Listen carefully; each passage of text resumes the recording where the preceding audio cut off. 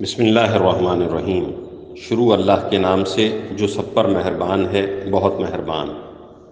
اے ایمان والوں، اللہ اور اس کے رسول کے آگے نہ بڑھا کرو اور اللہ سے ڈرتے رہو۔ اللہ یقیناً سب کچھ سنتا، سب کچھ جانتا ہے۔ اے ایمان والوں، اپنی آوازیں نبی کی آواز سے بلند مت کیا کرو، اور نہ ان سے بات کرتے ہوئے اس طرح زور سے بولا کرو جیسے تم ایک دوسرے سے زور سے بولتے ہو، کہیں ایسا نہ ہو کہ تمہارے اعمال برباد ہو جائیں اور تمہیں پتہ بھی نہ چلے۔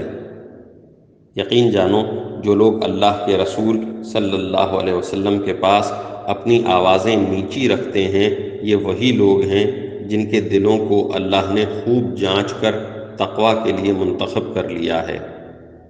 ان کو مغفرت بھی حاصل ہے اور زبردست اجر بھی۔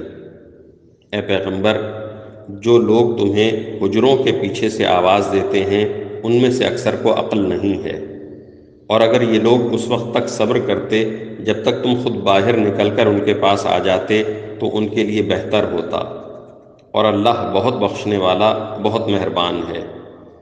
اے ایمان والوں، اگر کوئی فاسق تمہارے پاس کوئی خبر لے کر آئے تو اچھی طرح تحقیق کر لیا کرو، کہیں ایسا نہ ہو کہ تم نادانی سے کچھ لوگوں کو نقصان پہنچا بیٹھو اور پھر اپنے کیے پر پچھتاؤ۔